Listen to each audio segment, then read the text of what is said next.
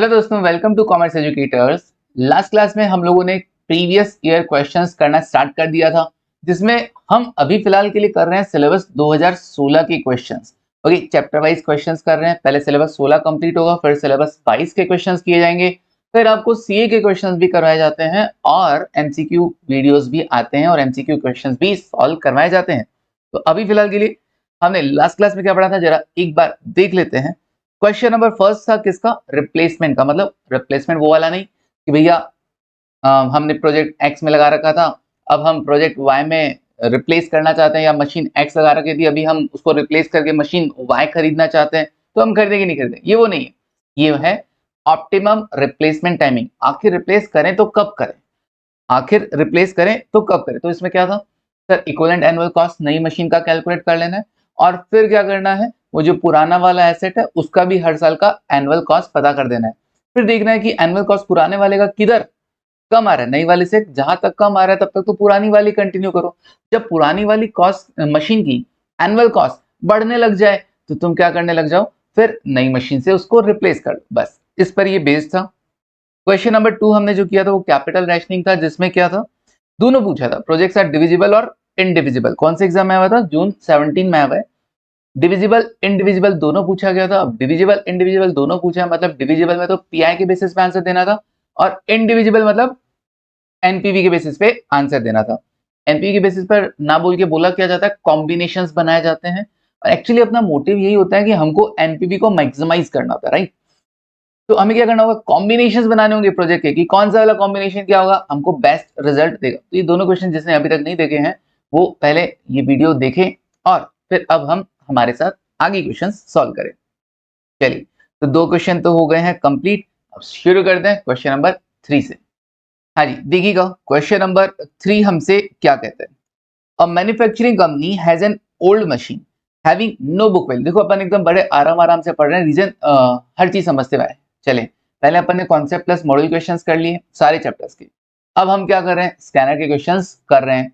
मैं मॉड्यूल के क्वेश्चंस के साथ, मतलब जो कॉन्सेप्ट पढ़ाता हूँ तब आपको मॉड्यूल के क्वेश्चन नहीं करवाता हूँ। रीजन क्या रहता है, एक चैप्टर जब हम करने लगते हैं और उसमें हम मॉड्यूल के क्वेश्चंस भी कर रहे हैं, कॉन्सेप्ट भी पढ़ रहे हैं, कॉन्सेप्ट रिलेटेड क्वेश्चंस कर रहे हैं, फिर हम वहाँ पे प्रीवियस ईयर के क्वेश्चंस भी कर रहे हैं, वहाँ पे सीए के क्वेश्चंस भी कर रहे हैं, तो वो बहुत ज्यादा लेंदी हो जाता है। तो बच्चा सोचने लग जाता है यार कितने दिन तक चलेगा। और पहले तो वो काउंटिंग करता है ना, पहले तो वो काउंटिंग करता है कितने लेक्चर्स है इस चैप्टर के, उसको लगता है कि हाँ कम है तो अच्छा लगेगा, उसको कंटिन्यू करेगा। तो ये एक बहुत ऐसा माइंड सेट होता है। तो मैंने क्या किया, फिर मॉड्यूल के क्वेश्चंस पहले करवा दिए। ठीक है, कॉन्सेप्ट रिलेटेड वीडियो जिसको देखना है वो पहले देख सकता है, करीब 100 वीडियोस वहां पे रहते हैं। फिर अब क्या हो रहा है, अब पास्ट एग्जाम के क्वेश्चंस जिसमें सिलेबस 16, 22 और जरूरत पड़ेगा तो यह सिलेबस 16 के पहले के क्वेश्चन जो भी रिलेवेंट क्वेश्चन है वो भी करवाए जाएंगे, और सीए के क्वेश्चंस भी वहां पर जो जो रिलेवेंट क्वेश्चंस होते हैं वो सारे आपको करवाए जाते हैं। बट वो बाद में है ना, वो बाद में, एमसीक्यूज वीडियो सब बाद में, ऐसे नहीं कि चैप्टर के साथ, वरना वो बहुत भारी भरकम लगने लग जाता है और बोरिंग सा हो जाता है। तो लास्ट टाइम में कोई बंदा कॉन्सेप्ट प्लस मॉड्यूल क्वेश्चंस भी रिकॉल करके जाता है, और यहाँ पर जो क्वेश्चन इंपॉर्टेंट है आपको लगता है कि ये रिकॉल करने की जरूरत है, तो वो रिकॉल करके एक दिन में जा सकता है। चलिए, अभी हम क्या करें सर, रीड करते हैं आराम से। एक मैन्युफैक्चरिंग कंपनी है, उसका ओल्ड मशीन है जिसका बुक वैल्यू नहीं है। अच्छा, मतलब फुल्ली डेप्रिशिएटेड है, हर वर्ड पे थोड़ा फोकस करते थे, फुल्ली डेप्रिशिएटेड है। Which can be sold now for ₹1,00,000, जिसको अभी अगर आप बेचने जाओ तो 1 लाख में बिक जाएगा। अच्छा सर, उसका बुक वैल्यू नहीं है, 1 लाख में बेचेंगे तो 1 लाख का प्रॉफिट भी होगा, और 1 लाख का प्रॉफिट होगा तो हमको टैक्स देना पड़ेगा। जरा क्वेश्चन में टैक्स की बात समझ लेते हैं, क्या बोल रहे हैं।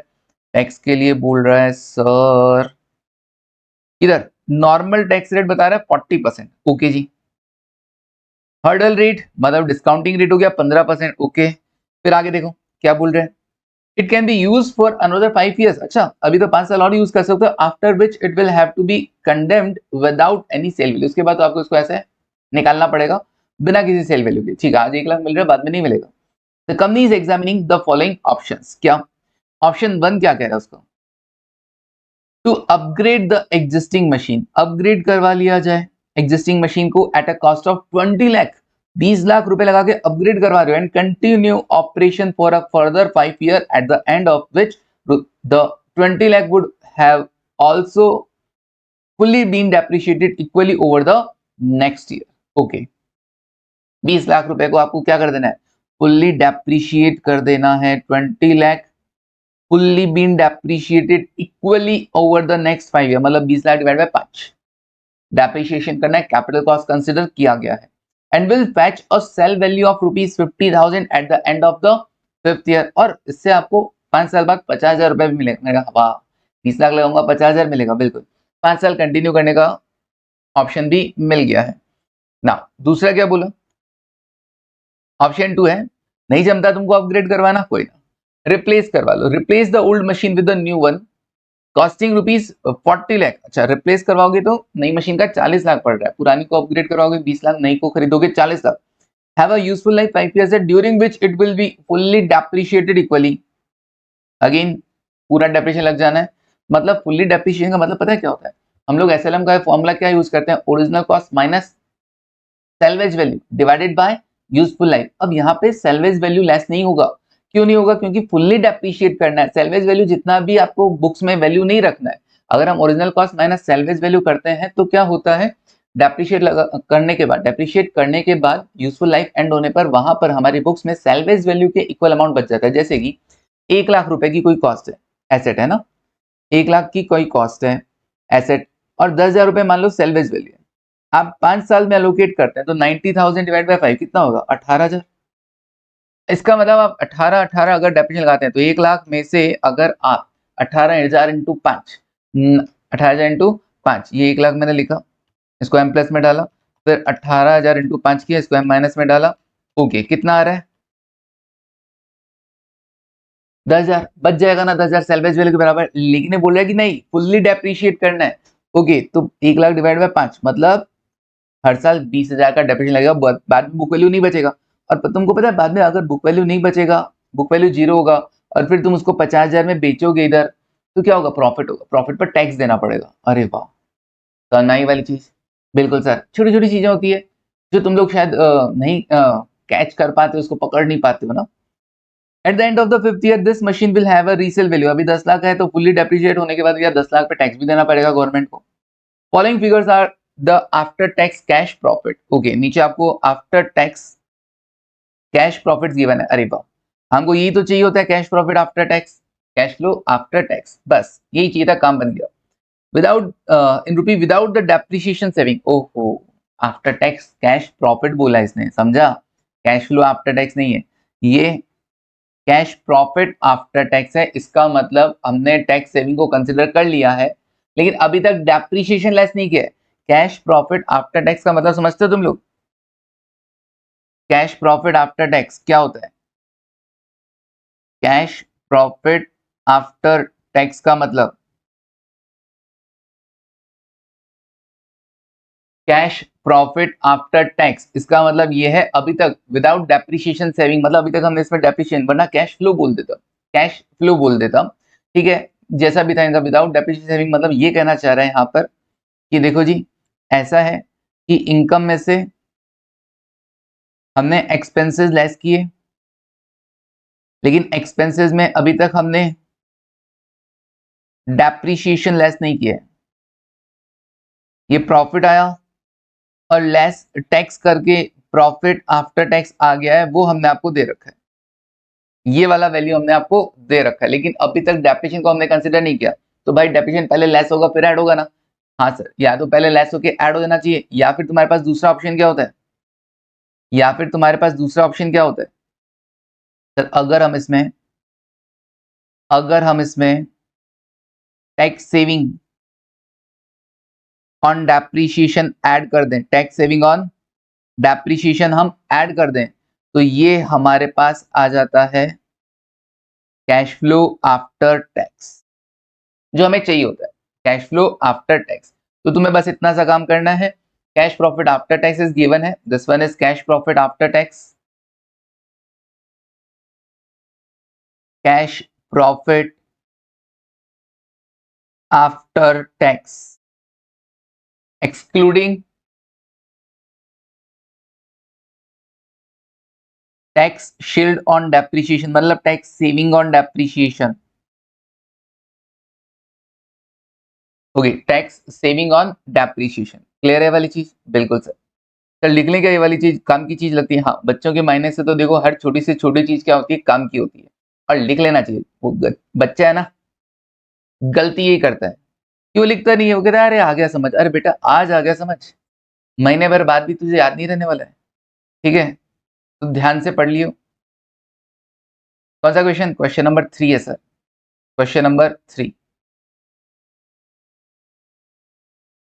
Question number 3।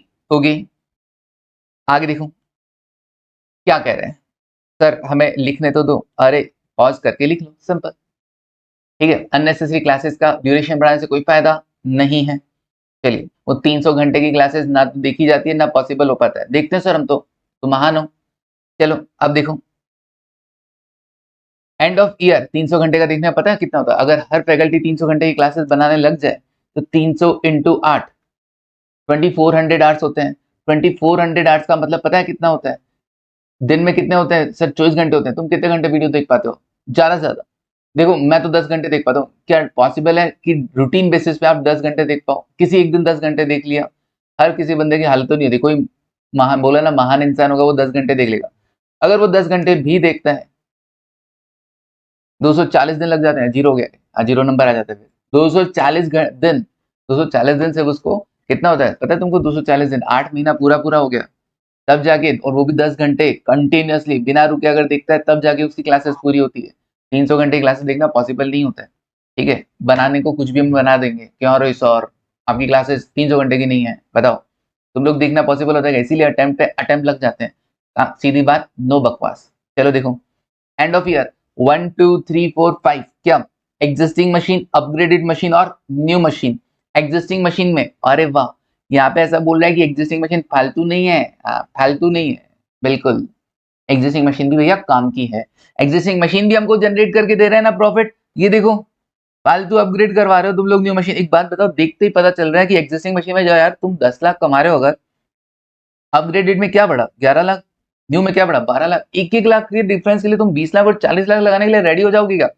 बिल्कुल नहीं। तो मेरे को आंसर अभी पता चल गया, एग्जिस्टिंग मशीन ही बेटर होगा, बट मन में जानने से नहीं होगा ना, प्रेजेंट करना ही पड़ेगा, सामने वाले को तो आंसर लिख के देना पड़ेगा। क्या बोला? द हर्डल रेट क्या बोल रहा है? 15%। हर्डल रेट क्या बोल रहा है? 15%। मतलब सर ये हमारा डिस्काउंटिंग रेट हो गया। बिल्कुल, ये डिस्काउंटिंग रेट हो गया। याद है अपन ने पढ़ा था, बचपन में पढ़ा होगा इसको। डिस्काउंटिंग रेट को कट ऑफ रेट भी बोला जाता है, हर्डल रेट भी बोला जाता है, WCC के अंदर पढ़ते हैं। Okay, consider salvage value and profit will be subject to the tax. कितना अच्छा क्वेश्चन है, चला के तुमको गौर करवाया कि भैया सेल्वेज वैल्यू पे भी टैक्स तुमको देना है। प्रेजेंट एंड इंक्रीमेंटल एनालिसिस, यहाँ पे आके इसने अपने को थोड़ा सा बाउंड कर दिया है कि आपको इंक्रीमेंटल एनालिसिस ही करना है of option 1 and 2 and state which is better.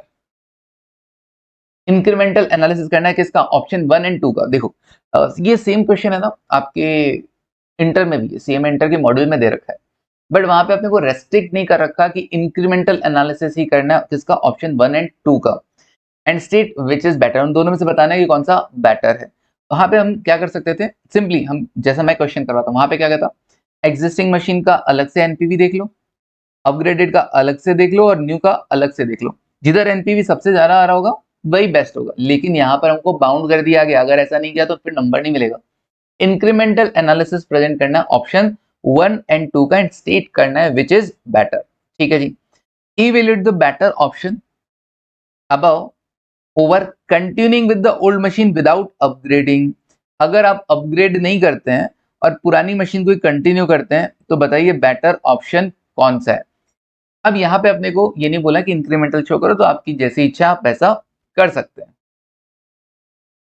तो बाउंड कर दिया, बिल्कुल। तो देखो इंक्रीमेंटल एनालिसिस कैसे होगा। पहले तो इंक्रीमेंटल एनालिसिस किसका? ऑप्शन 1 एंड 2 का देखते हैं, ऑप्शन 1 एंड 2 का।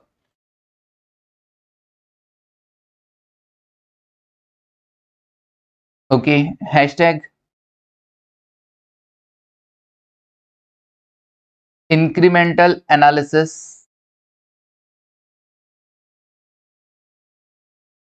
Of option 1 and 2। मैं वापस बोल रहा हूं, अगर ये मुझे बाउंड नहीं करता तो मैं तीनों ऑप्शंस का, एग्जिस्टिंग का प्लस अपग्रेड का प्लस न्यू का, तीनों को अलग अलग एनपीवी पता करता कि कितना कैश फ्लो आफ्टर टैक्स है और माइनस क्या कर देता जितना भी उनका कॉस्ट है।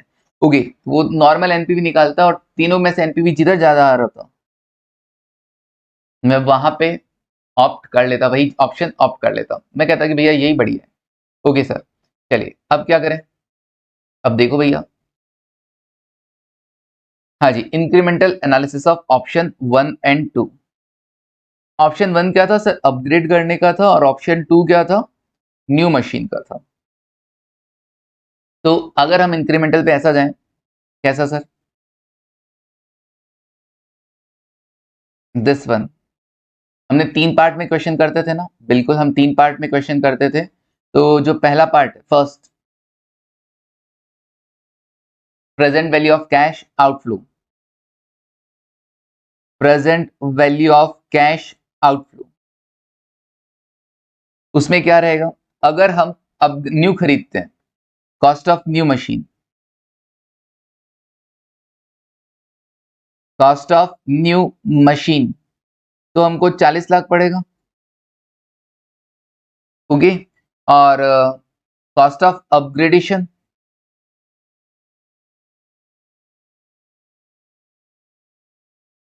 कॉस्ट ऑफ अपग्रेडेशन 20 लाख पड़ेगा।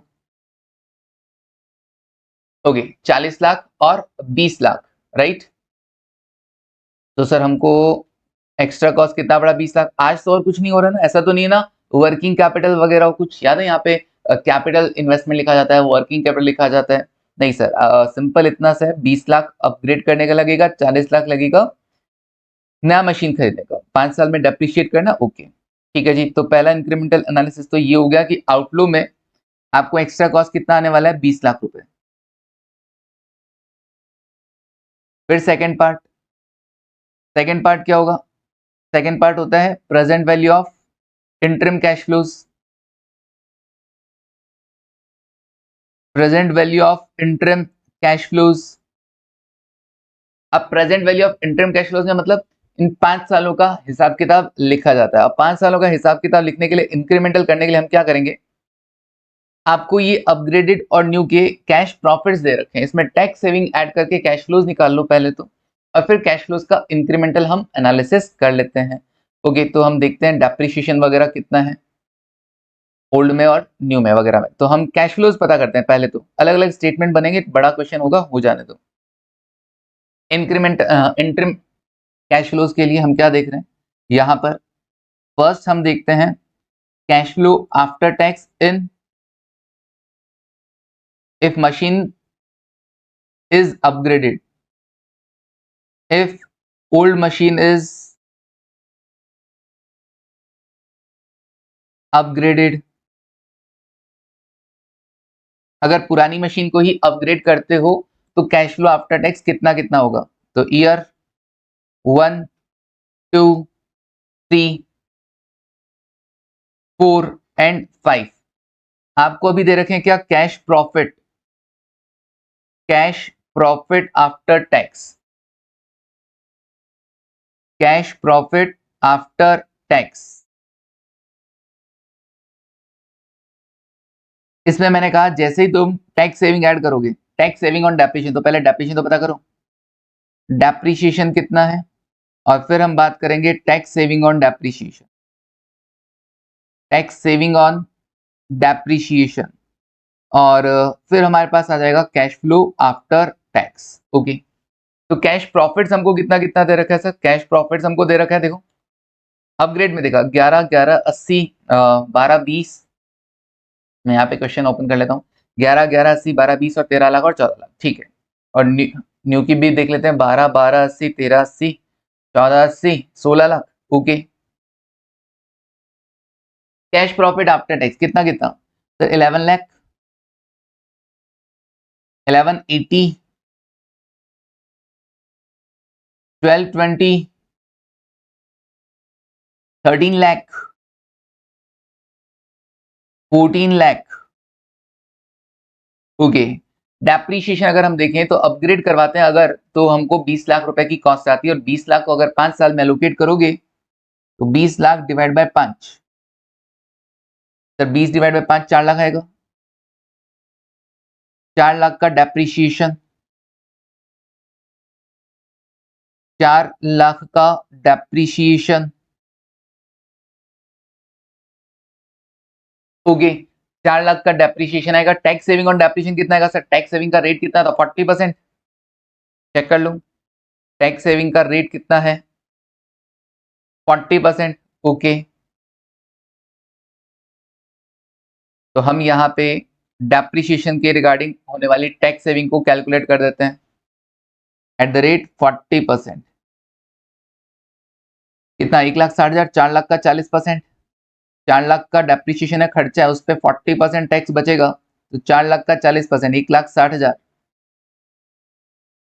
1,60,000। Now cash flow after tax क्या आएगा? सब में 1,60,000 जोड़ देना। किसमें sir? Cash profit after tax plus tax saving on depreciation. Tax saving on depreciation. Okay, कितना? 11 लाख में 1,60,000 जोड़ा, 11,60,000, 11,60,000। फिर 1180 में चेक ही कर लेते हैं भाई, गलत नहीं होना चाहिए। 11,80,000, ज्यादा होशियारी मारने के चक्कर में अगर गलत हो गया तो दिक्कत हो जाना है। 13,40,000। सर ऊपर वाला गलत हो गया, अरे आई नो, 11 लाख और 1,60 होता है 12,60, 12,60,000। ओके, फिर 12,20 और 1,60, सर 13,80 होता है, लिख दो 13,80,000, 13,80,000।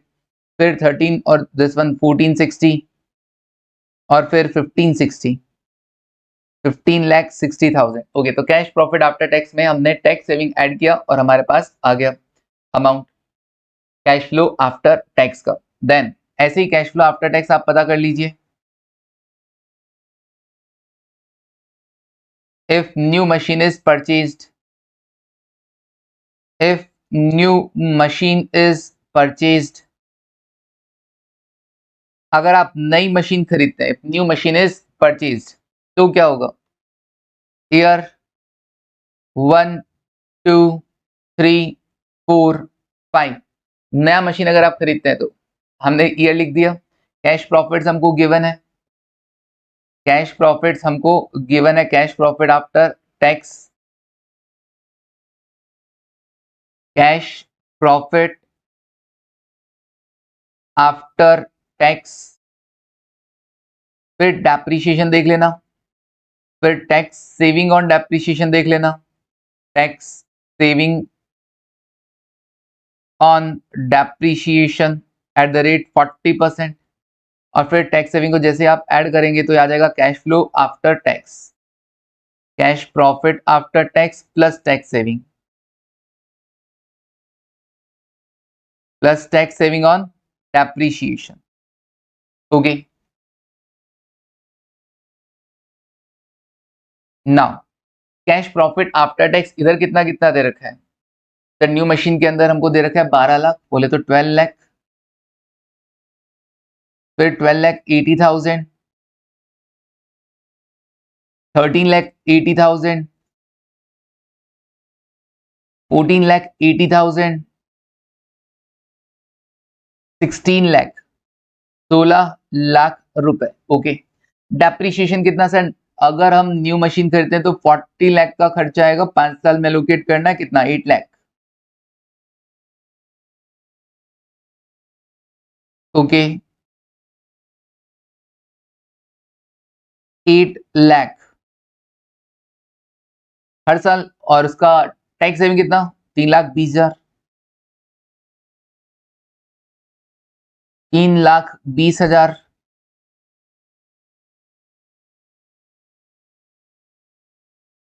3,20,000। ओके सर, फिर उसके बाद कैश फ्लो आफ्टर टैक्स देखें तो 12 लाख में 320 ऐड किया, 1520, फिर 1280 के अंदर अगर हम ऐड करेंगे 13 और 3 16 लाख, फिर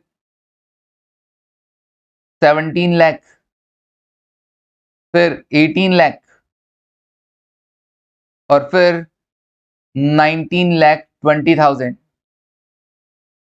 19,20,000। ये लो जी, कैश फ्लो आफ्टर टैक्स दोनों का पता चल गया। अब हम इंक्रीमेंटल एनालिसिस यहां पे भी कर देते हैं। तो present value of incremental cash flows after tax. Here 1, 2, 3, 4 and 5. Cash flow after tax. Cash flow after tax कब? अपग्रेड के केस में और न्यू मशीन के केस में। फिर लिख देंगे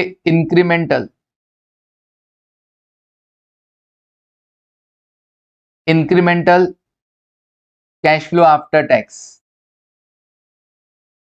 incremental cash flow after tax, और फिर पी फैक्टर लगाकर प्रेजेंट वैल्यू पता कर देंगे। हर्डल रेट कितना था? 15% ना, ओके 15%, और फिर प्रेजेंट वैल्यू पता कर दिया जाएगा। देखो कितना कितना वैल्यूज है, 1260, दिस वन, ये रहे, उसको उठा के ये कॉपी कर देते हैं।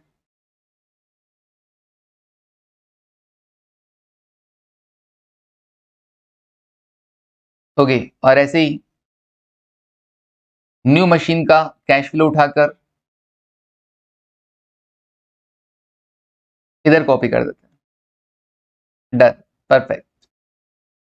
अब क्या करें सर? अब इंक्रीमेंटल पता कर लेते हैं। तो 15,20,000 माइनस 12,60,000, 2,60,000, 2,60,000, फिर 16 लाख माइनस 13,40,000, अगेन 2,60,000, फिर देखो 17 लाख माइनस 13,80,000, 3,20,000, 3,20,000, फिर 18 लाख माइनस 14,60,000, इट इज 3,40,000, 3,40,000, फिर 19,20,000 माइनस 15,60,000 इज इक्वल्स टू 3,60,000। कुछ गड़बड़ है ना? 15,60,000, इधर भी गड़बड़ है, ठीक है, नहीं है, सही है, सही है। 18 लाख में से हमने 14,60,000 लेस किया, 340 आया, करेक्ट है। फिर 1920 में से 1560 लेस किया, 360 आया, करेक्ट है। ओके, अब पी फैक्टर, तो 1 डिवाइड बाय 1.15 इक्वल टू गया 0.8695 है। तो फोर्थ डिजिट अगर 5 या 5 से ज्यादा होगा तो थर्ड डिजिट में एक नंबर बढ़ा देंगे। आप 69 में एक बढ़ाएंगे तो 870 इक्वल टू गया 0.756, इक्वल टू गया 0.658, इक्वल टू गया 0.572, फिर इक्वल टू गया 0.497। नाउ प्रेजेंट वैल्यू हम कैलकुलेट कर लेते हैं। प्रेजेंट वैल्यू हम कैलकुलेट कर लेते हैं, कितना? 2,60,000 into 0.870 M plus, 2,60,000 into 0.756 M plus, 3,20,000 into 0.658 M plus, 340 into 0.572 M plus, 360 into 0.497 M plus M R C. तो ये आ गया 10,06,720, 10,06,720। ओके, ये प्रेजेंट वैल्यू आ गया incremental cash flow after tax का। चलिए इंटरिम का आ गया सर, इंटरिम का भी आ गया। नाउ अब बात करते हैं किसका? टर्मिनल का। Present value of terminal cash flows, present value of terminal cash flows. अब टर्मिनल में कैसा आएगा सर? टर्मिनल में देख लो, अगर हम सेल की बात करें, resale value,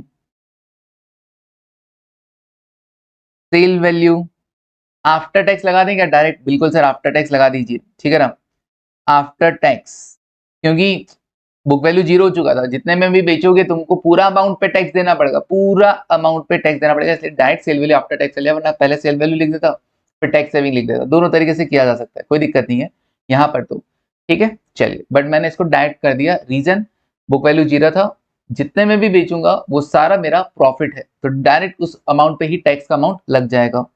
sale value after tax of new machine 1 lakh में बिकेगा क्या? चेक कर लो कितने में बिक रहा था, क्वेश्चन देख लो। सर क्वेश्चन हमें भी दिखाओ। हाँ तुम लोग थोड़ी ना क्वेश्चन रखते हो।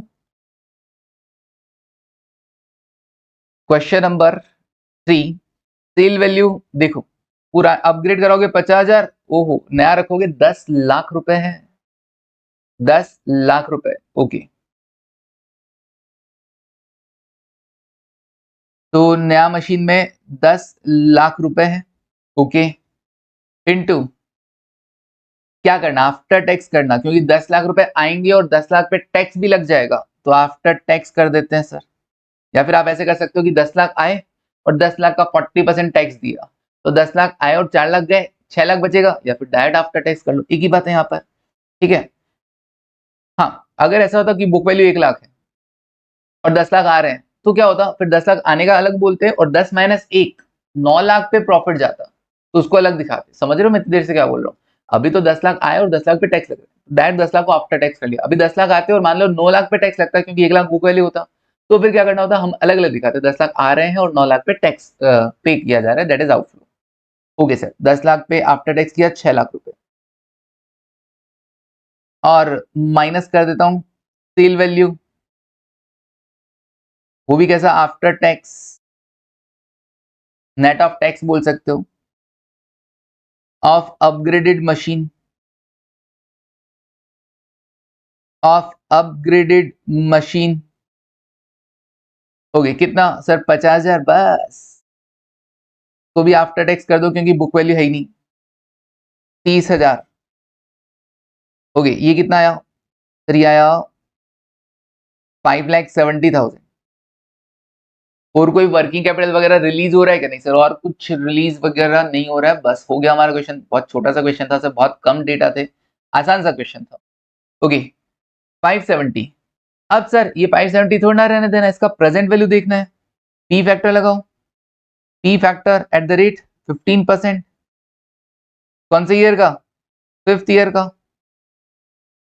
फिफ्थ ईयर का कितना आएगा सर, हमने 0.497, 0.497, तो ये कर दो present value of terminal cash flows,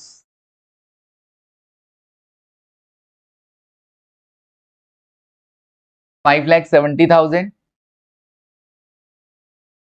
into 0.497, होगी कितना आएगा, 5,70,000 इंटू 0.497, 2,83,290। ओके नाउ, अब फाइनल एनपीवी, एनपीवी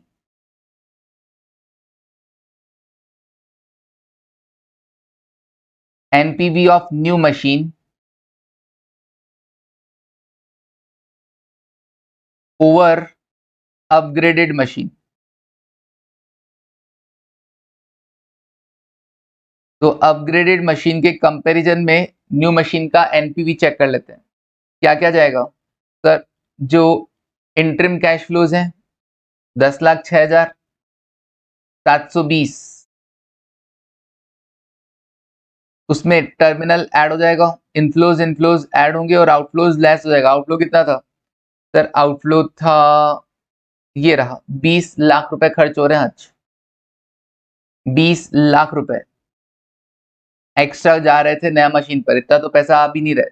10,06,720, 12,90,010 माइनस कर दो 20 लाख, 7,09,990 नेगेटिव, 7,09,990 रुपए का क्या आ रहा है, नेगेटिव आ रहा है, नेगेटिव आ रहा है। ओके सर, 283,290 करेक्ट है ना, ठीक है डन। 7,09,990 रुपए नेगेटिव, तो भैया नया मशीन लगाएंगे अगर अपग्रेडेड की जगह, तो इतना मतलब अपग्रेडेड से कंपेयर किया एनपी नेगेटिव आया, इसका मतलब हमें नया मशीन नहीं लगाना है। नया मशीन से तो अपग्रेडेड बेटर है, नया मशीन से तो अपग्रेडेड बेटर है। Okay sir. अच्छा इसमें एक चीज और ध्यान देना, अच्छा इसमें एक चीज और रह गई क्या, हमने अपग्रेड और न्यू को कंपेयर कर लिया, ठीक है। अब एक चीज देखो, अगर आप अपग्रेड करवाते हो, ये चीज रह गई, अगर आप अपग्रेड करवाते हो तब क्या होगा सर, अगर हम अपग्रेड करवाते हैं ना तो पुरानी मशीन को ही कंटिन्यू होगा, और लेकिन नया मशीन ले लोगे तो पुरानी वाली मशीन को क्या करोगे, बेच दोगे। तो आपने इसका तो ध्यान में नहीं रखा, ये 1 लाख रुपए को तो ध्यान में नहीं रखा, तो इसको भी ध्यान में रखो। तो अगर आप पहले नहीं भूल गए हो कोई बात नहीं, पहले भूल गए हो तो कोई बात नहीं, आप आगे कंसिडर कर लेना, आप यहाँ पर आके लिख देना, यहाँ पर दिस वन, और 1 लाख रुपए जो आएंगे ना उसको, वो तो प्रेजेंट वैल्यू टर्म्स में थे तो 1 लाख रुपए आएंगे, लेकिन 40% टैक्स भी लग जाएगा। 60,000 रुपए इसमें और ऐड कर दो, 60,000 इसमें और ऐड कर दो, क्योंकि 60,000 रुपए हमने इनफ्लो रह गया हमारा, हमने नहीं लिखा है। ओके सर, भूल ही जाते हैं ना, इतना बड़ा होता है तो कोई ना। अब आप या तो वहां पे कर दो या फिर यहाँ पे भी कर सकते हो, यहाँ पर भी दिस वन, यहाँ पर भी एडजस्ट कर दोगे, क्योंकि वो 1 लाख अभी तो आएगा। अगर आप नया मशीन लेते हो तो 40 लगेगा, ठीक है, नया मशीन लेते हो तो 40 लगेगा, माइनस पिछले वाले को कंपेयर किया कि पुराने वाले में 20 लाख लगेगा इंक्रीमेंटल पे, और साथ ही साथ एक फायदा और होगा, वो भी यहाँ पे लिख दो, एक इनफ्लो और होगा, सेल वैल्यू ऑफ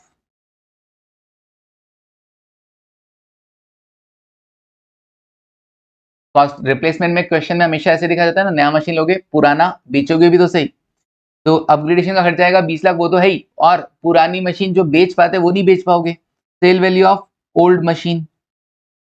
तो अब यहां पर भी लिख सकते हैं sale value of old machine, या तो सबसे लास्ट में ऐड कर देना या यहाँ पे कर देना। सर ये सेल वैल्यू कैसा, आफ्टर टैक्स, कितना 1 लाख में बिकेगा, तो 1 लाख को आफ्टर टैक्स करोगे तो 0.60 से मल्टीप्लाई कर दो, 60,000, और इससे 60,000 से आपकी कॉस्ट कम हो जाएगी, कितना 19,40,000, 19,40,000, ये चीज और याद रख के लिख लेना।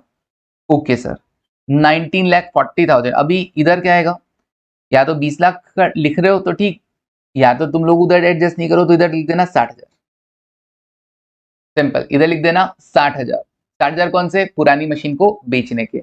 और अगर तुमको अब चेंज कर लेना है उधर मेरे जैसे, तो 19,40,000 आप इधर भी लिख सकते हो, जैसा आप चाहे, जैसा आप चाहें।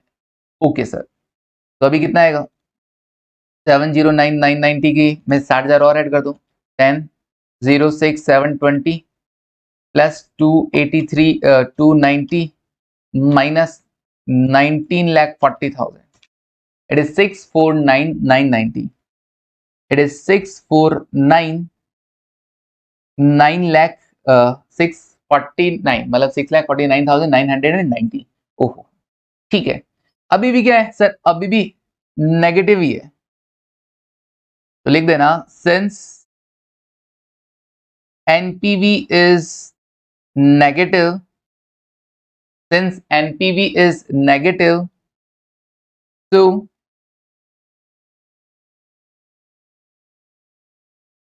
it is not advised to purchase new machine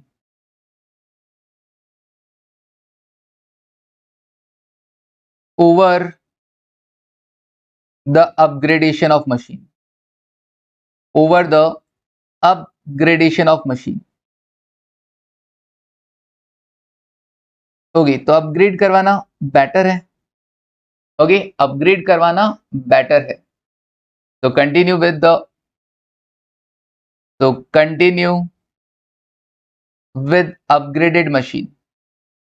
ये मुझे आंसर पता है, पहले ही पता था। अरे सर आपको पहले ही पता होगा, आपने पढ़ा रखा है, आपने देख रखा है, नहीं, क्वेश्चन देखकर पहले पता चला, पढ़ा रखा है वो तो अच्छी बात, क्वेश्चन देख के पता चल रहा था डम्बोज क्या, ये देखो अगले ने बोला था clearly, better option above over continuing with the old machine without upgrading तो इस लाइन को पढ़ के ना क्लियरली पता चल रहा है, देखो better option above over continuing with the old machine, above over continuing with the old machine without upgrading, मतलब उसको पता है कि अपग्रेड करने वाला बेटर है, तो बिना अपग्रेड किए पुरानी मशीन को यहाँ पर देख रहा है कि भैया अपग्रेड ना करवा के पुरानी मशीन से कंपेयर कर रहा है। अब देखो, अब तुमको कंपेयर किसको करना है, विदाउट अपग्रेडिंग और अपग्रेडिंग को कंपेयर करना है।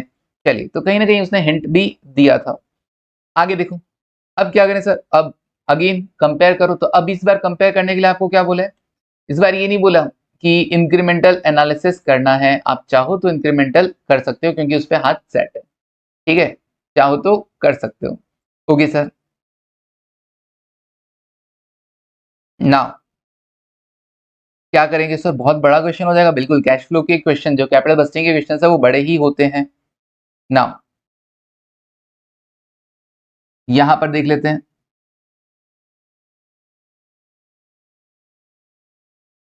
Incremental analysis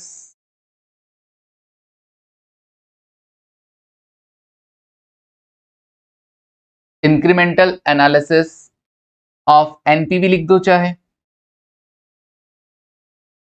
of option 1 and 2। तो यहां पे incremental analysis of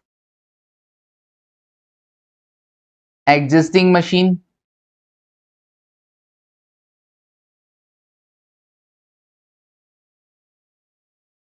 with no upgradation, with no upgradation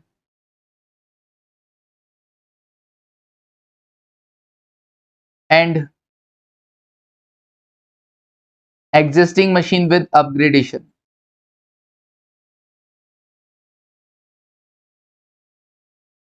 existing machine with upgradation। Okay, no upgradation और अपग्रेडेशन, ठीक है जी। अब कैसे करना, सेम वही, ठीक है, कैसा कैसा, अब आप है ना कुछ टाइम अगर आप चाहें तो बचा सकते हैं, कुछ टाइम चाहें तो आप बचा सकते हैं। कैसे सर, ये हमने देख लिया है, ये हमको ईयर वाइज सबका पता चल गया है क्या कैसे होना है, तो आप चाहें तो कुछ टाइम बचा सकते हैं, चाहे तो आप नॉर्मल तरीके से कंटिन्यू कर सकते हैं। सर एक ही पैटर्न रहने दो ना यार, चलो टाइम लगेगा बट ठीक है। Present value of cash outflow, present value of cash outflow, cost of upgradation, cost of upgradation, upgrade करोगे तो 20 लाख रुपए लगेंगे। पुरानी मशीन को बेच पाओगे क्या, नहीं सर पुरानी मशीन को इस बार नहीं बेच पाएंगे, नया खरीदते तो बेच पाते, तो -60,000 मत कर देना इस बार। ओके, पुराना मशीन में कोई कॉस्ट आ रहा है क्या, नहीं कुछ कॉस्ट नहीं आया, तो 20 लाख का 20 लाख ही रह गया बस। नेक्स्ट, और कुछ था ही नहीं इधर। Present value of interim cash flows, present value of interim cash flows. Okay, incremental direct देख रहे हैं, year 1 2 3 4 5, cash flow after tax with upgradation,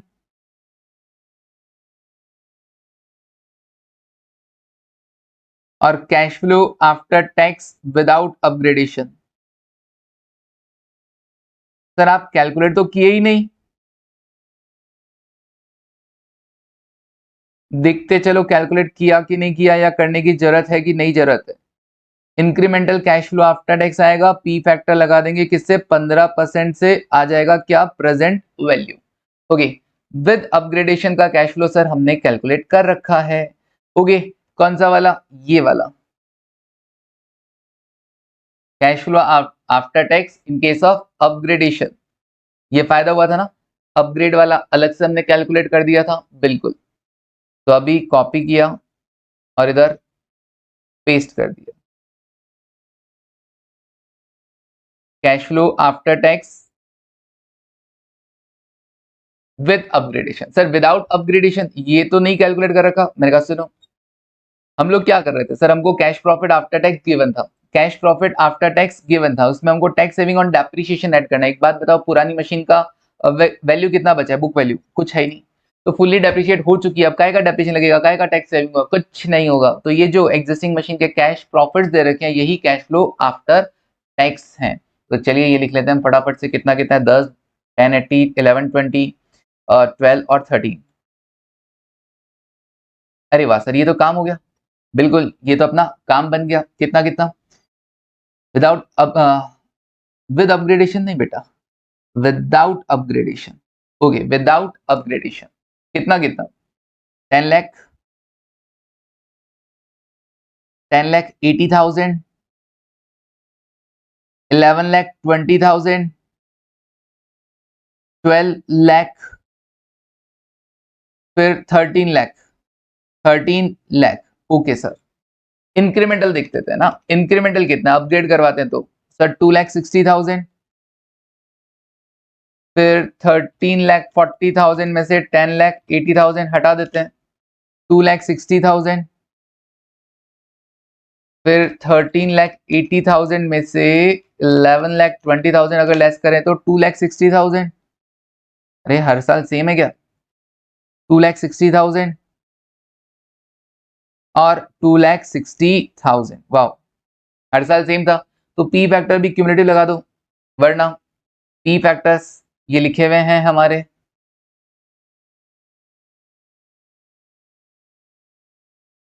ठीक है, तुम वापस लिख दो, मैं थोड़ा सा चीटिंग कर लेता हूँ, कॉपी पेस्ट कर देता हूँ।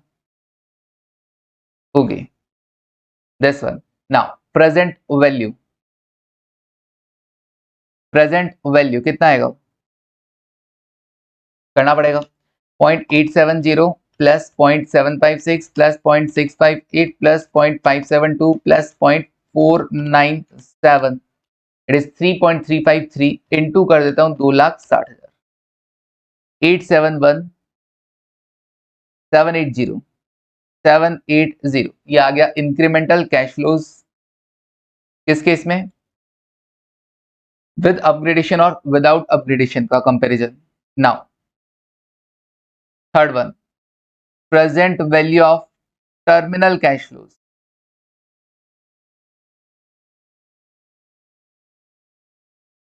Present value of terminal cash flows. अब टर्मिनल कैश फ्लोज में क्या आएगा सर, टर्मिनल कैश फ्लोज में देखो लास्ट में अपग्रेड करवाओगे तो कुछ मिलेगा क्या, बिल्कुल मिलेगा, सेल वैल्यू आफ्टर टैक्स 50,000 था ना, विद अपग्रेडेशन, विद अपग्रेडेशन 50,000 मिले थे, 50,000 पे टैक्स लग जाएगा 40%, 50,000 रुपए का 40% बीजा लग जाएगा तो 30,000 बचेगा, और अपग्रेड नहीं करवाते तो कुछ नहीं मिलने वाला। बोला था आज 1 लाख मिल रहा है, लेकिन अगर 5 साल बाद देखोगे तो कुछ नहीं मिलेगा, without upgradation.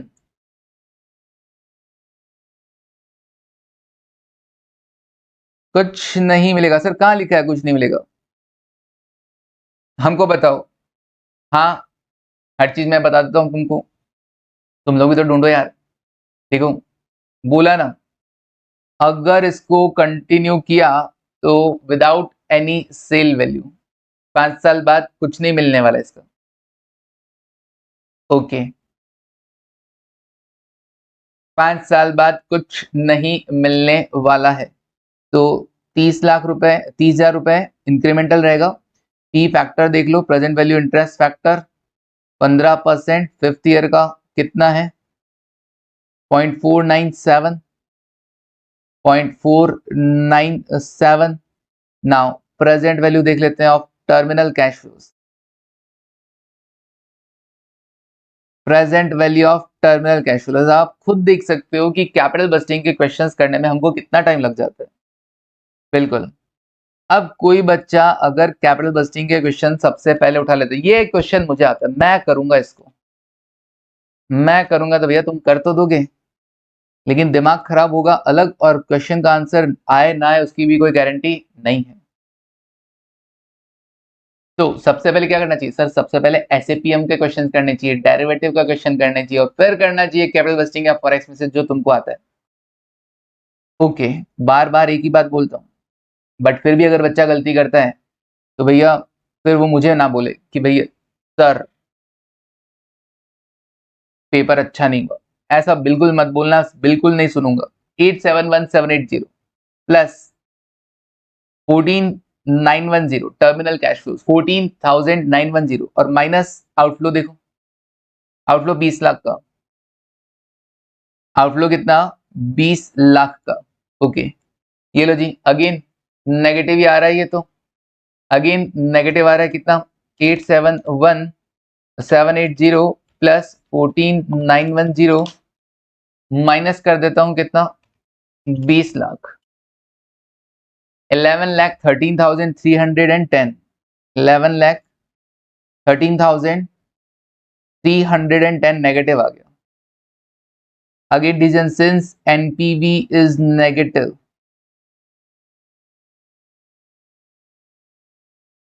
so it is better to continue with existing machine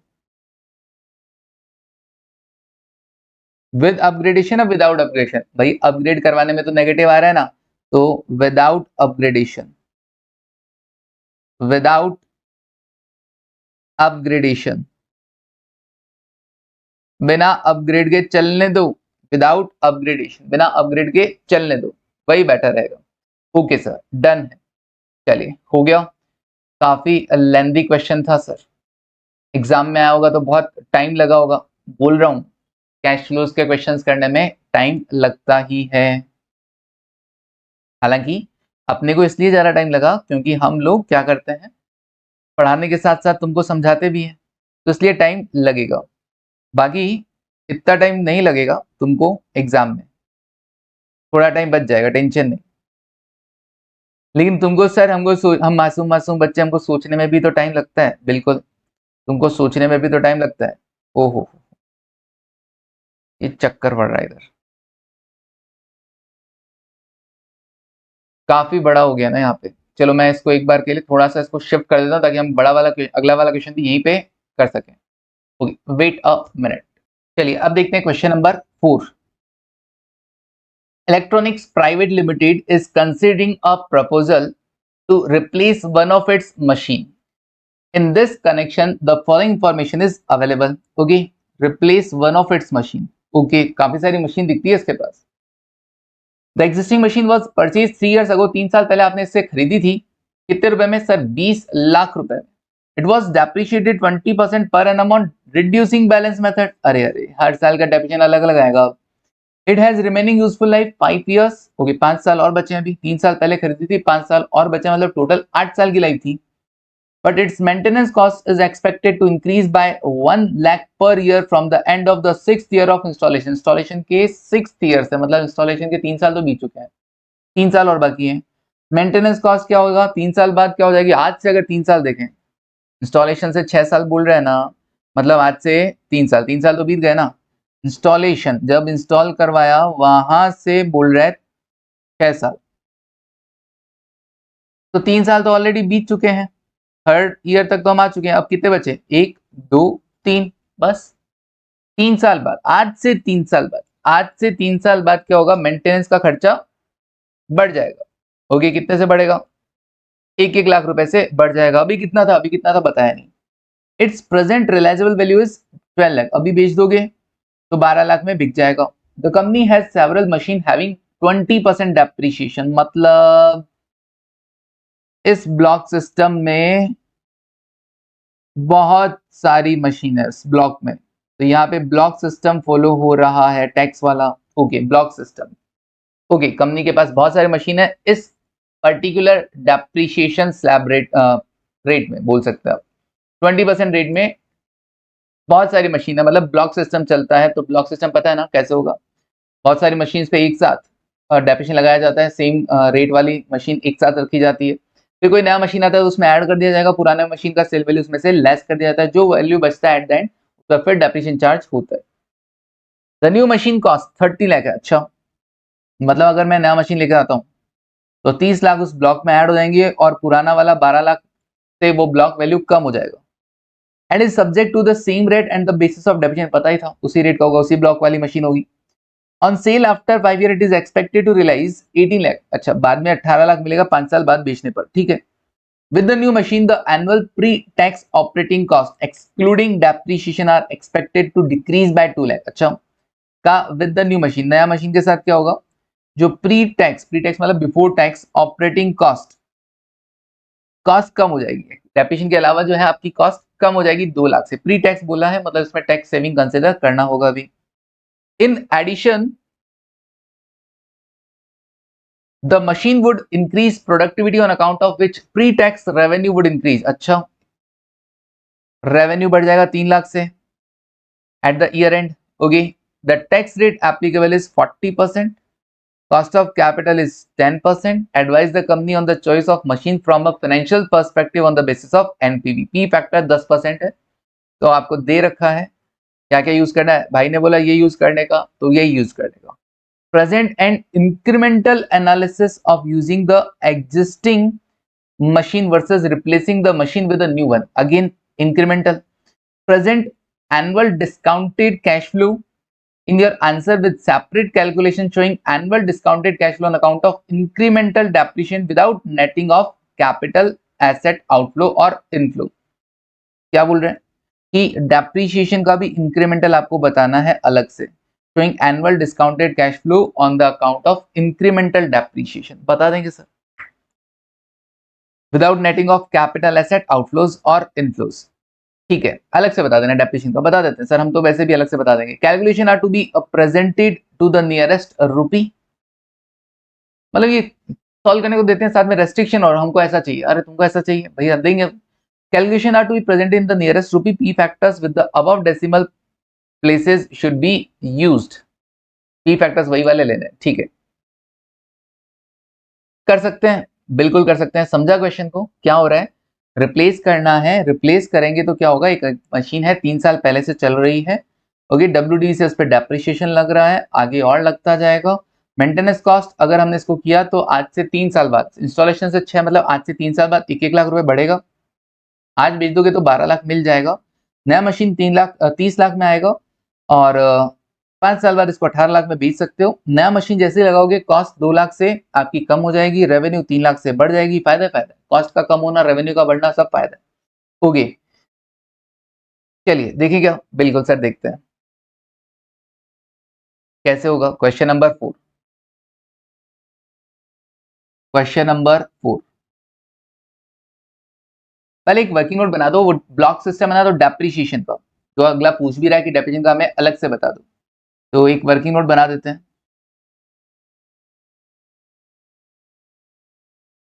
क्या रहेगा सर, डेप्रिसिएशन की कैलकुलेशन, कितना इंक्रीमेंटल डेप्रिसिएशन लग रहा है हम उसकी बात कर लेते हैं, कितना इंक्रीमेंटल डेप्रिसिएशन लग रहा है। तो देखो इंक्रीमेंटल डेप्रिसिएशन ब्लॉक सिस्टम की अगर हम बात करें तो देखो इतना बड़ा लंबा चौड़ा करने का जरूरत नहीं है। इंक्रीमेंटल डेप्रिसिएशन डायरेक्ट अगर हम निकालें तो बाकी सारी एसेट की वैल्यू क्या है, हमें उस ब्लॉक में कोई लेना देना नहीं है। इंक्रीमेंटल डेप्रिसिएशन के लिए अगर हम पता करें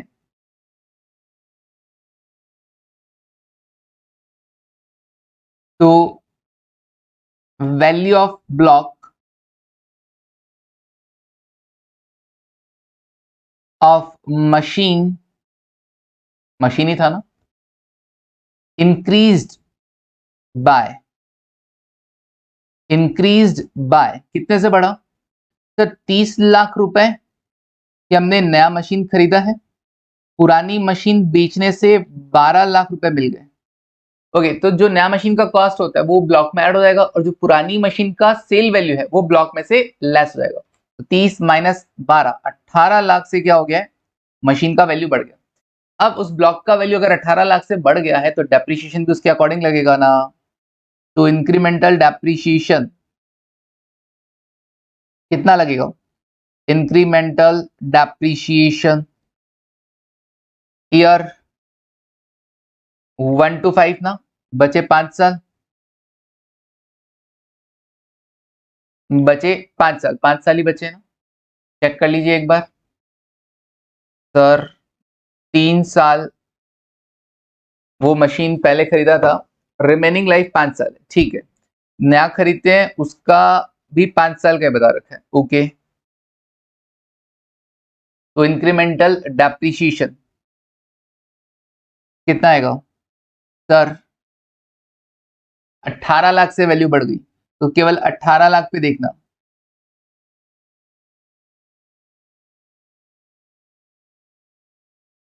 केवल इंक्रीज अमाउंट पे, एग्जिस्टिंग क्या था उससे कोई लेना देना नहीं, अपने को एक्स्ट्रा कितना पड़ रहा है वो देखो। 18 लाख इंटू डेप्रिसिएशन का रेट 20% था, 20% किया 3,60,000, 3,60,000, ओके। माइनस इक्वल टू किया इंटू अगेन 20% किया 2,88,000, 2,88,000, माइनस इक्वल टू किया इंटू अगेन 20% किया 2,30,000। मतलब हर साल वैल्यू कम होता जाएगा डेप्रिसिएशन के कारण, और फिर बचा हुआ अमाउंट पे डेप्रिसिएशन चार्ज करना होता है, ठीक है, ओके। फिर into 20%, 184,320, okay. Again minus equal to क्या इंटू 20%, इट इज 147,456, 147,456, डन। 147,456, ये लो जी। इंक्रीमेंटल डेप्रिसिएशन अगले ने बोला था अलग से निकाल देना, हमने निकाल दिया। अब क्या करना है सर? अब फटाफट से क्वेश्चंस देखते हैं कैसे सॉल्व होगा। मेन आंसर, मेन आंसर सबसे पहले present value of cash outflow, present value of cash outflow लिखते चलना साथ साथ, थोड़ा जल्दी जल्दी कर लेंगे ना। कॉस्ट ऑफ न्यू मशीन, नया मशीन खरीदोगे 30 लाख रुपए लगेंगे। पुराना मशीन बेच दोगे, सेल ऑफ एग्जिस्टिंग या ओल्ड मशीन, 12 लाख में, ओके। सर 12 लाख में अगर हम बेचेंगे तो कोई टैक्स वैक्स का झमेला, ब्लॉक सिस्टम होता है ना, since block system is followed, since block system is followed, so no tax on sale of asset, कोई टैक्स वैक्स नहीं लगेगा, बस एसेट का वैल्यू उस ब्लॉक में से हटा दिया जाएगा, ओके। 30 माइनस 12, 18 लाख रुपए। वरना हम यहाँ पे सेल वैल्यू पे देखते हैं कि उसकी बुक वैल्यू कितना एग्जिस्टिंग का, उस पर अब बेचा कितने में, प्रॉफिट हुआ कि लॉस हुआ, प्रॉफिट हुआ तो टैक्स देना पड़ेगा, लॉस हुआ तो टैक्स सेविंग होगा, कोई झंझट नहीं क्योंकि ब्लॉक सिस्टम फॉलो करते हो, okay. Then present value of interim cash flows, बड़ा ध्यान से, present value of interim cash flows, sorry, present value of interim cash flows कैसे कैसे आएगा सर? ये देखो, हर साल फायदा वाला प्लस में रखना होता है और नुकसान वाला इनकम कॉस्ट। मुझे तो सारे फायदे फायदे नजर आ रहे थे सर डेप्रिसिएशन को छोड़कर, है ना। तो देखो क्या क्या आएगा। अगर हम ईयर 1 2 3 4 5 की बात करें, एक पर्टिकुलर्स का कॉलम बना देते हैं, फिर ईयर 1 2 3 4 5। अगर मैं नया मशीन लेता हूं तो सुनना, सबसे पहले क्या दे रखा था सर? अगर नया मशीन लिया जाएगा, देखो पुरानी मशीन को कंटिन्यू करोगे, इसका मेंटेनेंस का कॉस्ट आएगा 1 लाख, लेकिन अगर मैं नया खरीद लेता हूं तो मुझे मेंटेनेंस का कॉस्ट नहीं आएगा। Saving in cost of maintenance, saving in, saving in, चलो सेविंग इन को अलग लिख देते हैं, cost of maintenance of old machine, of old machine, okay, of old machine, थोड़ा सा दूर कर देते हैं, ऑफ ओल्ड मशीन कितना सर? कौन से ईयर से? आज से थर्ड ईयर ओके, तो थर्ड ईयर का एंड में लगेगा ना, थर्ड ईयर के एंड में 1 लाख रुपए लगते पुरानी मशीन को कंटिन्यू करता, फोर्थ ईयर में भी लगते और फिफ्थ ईयर में भी लगते, लेकिन अब ये नहीं लगेंगे। अगले ने कहा कि 6th ईयर ऑफ इंस्टॉलेशन से क्या लग रहा है, मेंटेनेंस का खर्चा हर साल 1 लाख से बढ़ जाएगा। अब नहीं होगा। नया मशीन लेंगे तो और क्या होगा सर, नया मशीन लेने पर annual pre tax operating cost 2 lakh से कम हो जाएगा, तो saving in operating cost 2 lakh, saving in operating cost ये तो हर साल है 2 लाख। ओके,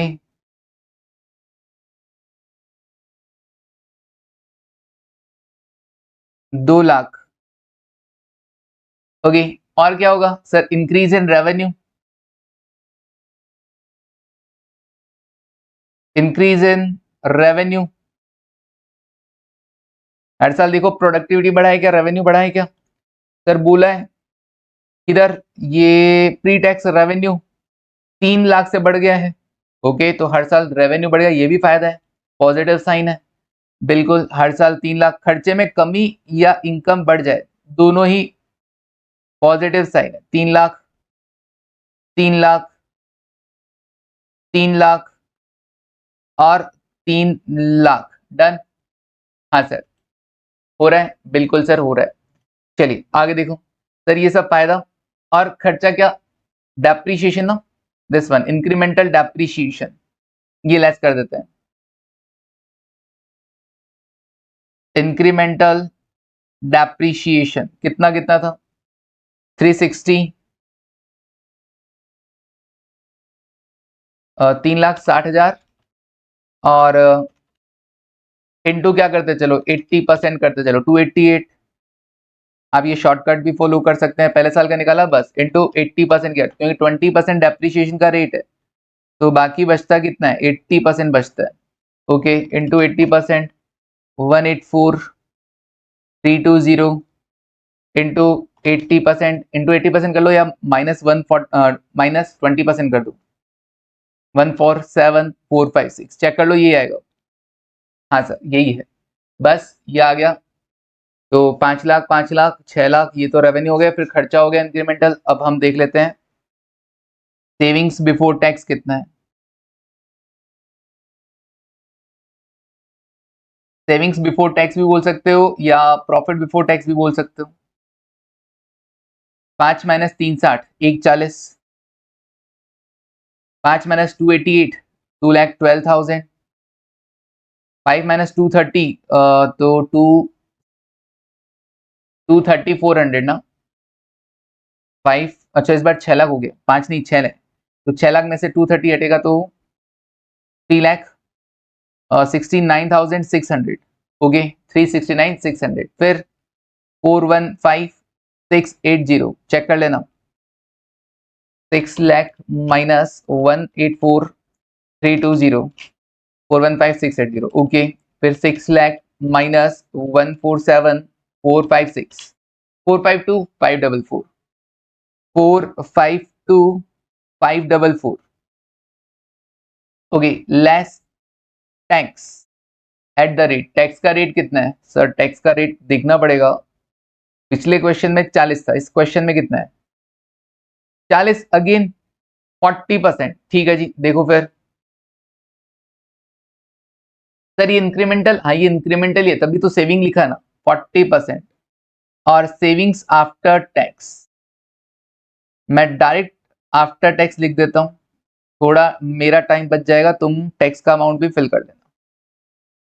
ओके, 0.60 लिखा कैलकुलेटर पे और मल्टीप्लाई का बटन प्रेस किया, 1,40,000 इक्वल टू किया 84,000। फिर उसके बाद 2,12,000 किया 127,200, 127,200। फिर 369,600 किया 221,760, 415,680। थोड़ी बहुत कैलकुलेटर की ट्रिक्स आती है ना तुमको, तो तुम लोगों का काम जल्दी हो सकता है।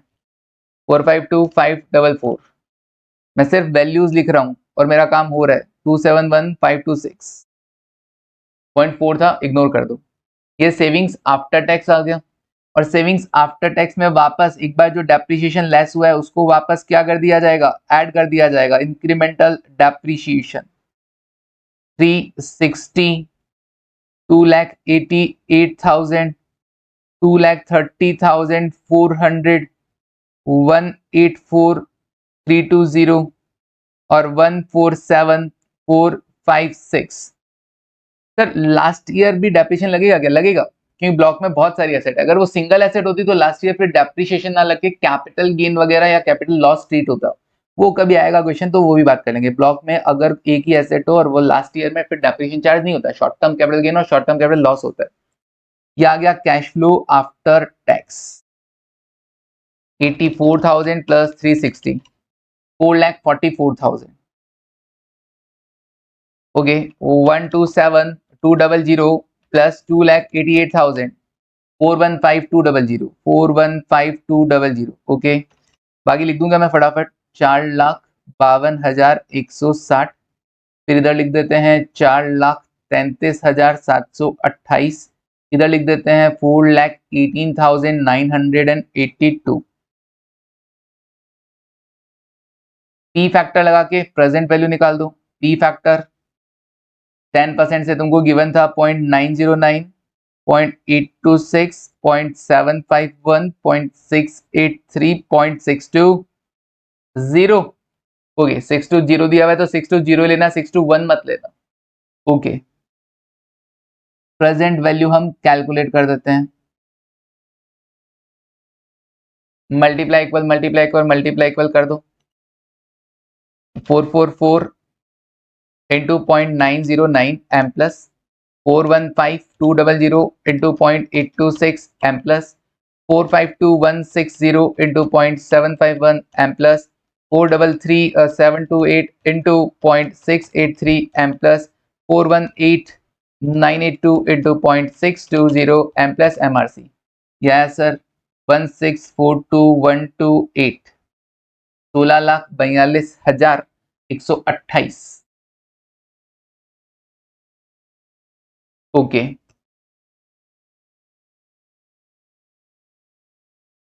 ठीक है, करेक्ट है, बिल्कुल करेक्ट है सर। चलिए, 16,42,128। अब क्या करें सर? अब टर्मिनल की बात कर लेते हैं। Present value of terminal,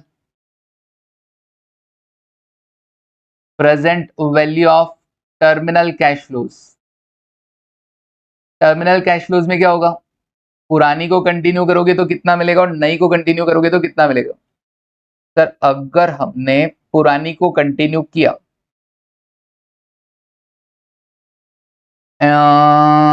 Reliance अब भी बोल रहा है 12 लाख में बिकेगा, बाद में कुछ नहीं बोल रहे हैं। नया मशीन, नया मशीन कितने में बिक जाएगा सर? नया मशीन कुछ लिखा हुआ है कितने में बिकेगा?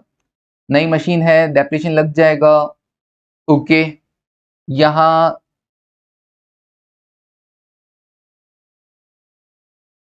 देखो जरा, कहीं तो लिखा हुआ था, पढ़ा था आप लोगों ने, 18 लाख, 18 लाख में ये बिक जाएगा। Okay sir, 18 lakh. अब 18 लाख कैसे? 18 देखो, अगर ये 18 लाख में बिकेगा तो लास्ट में आपको 18 लाख भी तो कंसिडर करना पड़ेगा। बिल्कुल सर, हम 18 लाख भी कंसिडर करेंगे। Resale value 18 lakh. तो हम यहां पर देख लेते हैं, 18 लाख है। टैक्स वैक्स लगेगा क्यों?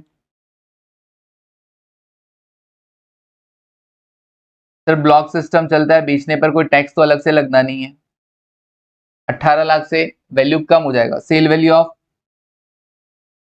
मशीन 18 लाख। अच्छा, 18 लाख दे रखा है तो 18 लाख ले लो बेटा। बट जैसे नया क्वेश्चन अपग्रेड हुआ वहां पे 9 लाख दे रखा है आफ्टर टैक्स।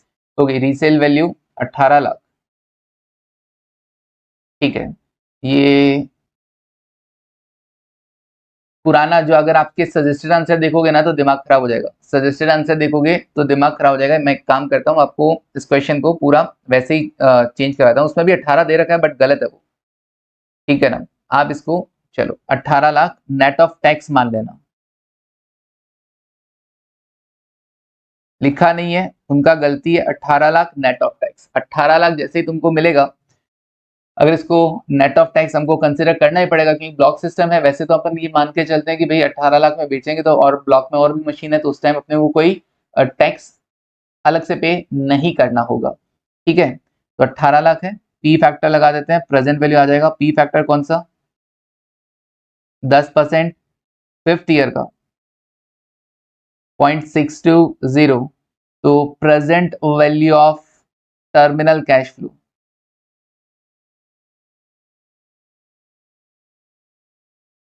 18 लाख इंटू 0.620, 11,16,000, 11,16,000 ही आएगा, 11,16,000। ओके जी, सिंपल, डन। अब एनपीवी पता कर दो, तो एनपीवी इज इक्वल्स टू, फटाफट से सर, ये 16,42,128 प्लस 11,16,000 माइनस,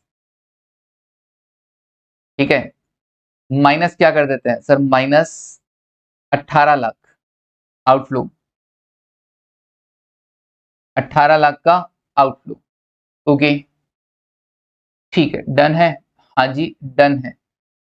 कितना बचेगा, 16,42,128, 16,42,128 प्लस 11,16,000 माइनस कर देते हैं 18 लाख को, आएगा 958,128, 958,128, डन। ओके, 9,58,128, तो पॉजिटिव आ रहा है, बिल्कुल। तो नया मशीन खरीद लेना चाहिए, रिप्लेस कर देना चाहिए पुरानी मशीन को, बिल्कुल। Okay sir, since NPV is positive,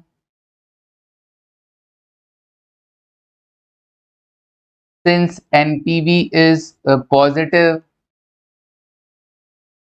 so it is better to replace the old machine with new one, okay, it is better to replace the old machine with the new one। okay, चलिए done है फिर, हाँ जी done है sir. आज के लिए इतना ही, 2 question में अपना क्या हो गया, पूरा टाइम कंज्यूम हो गया है।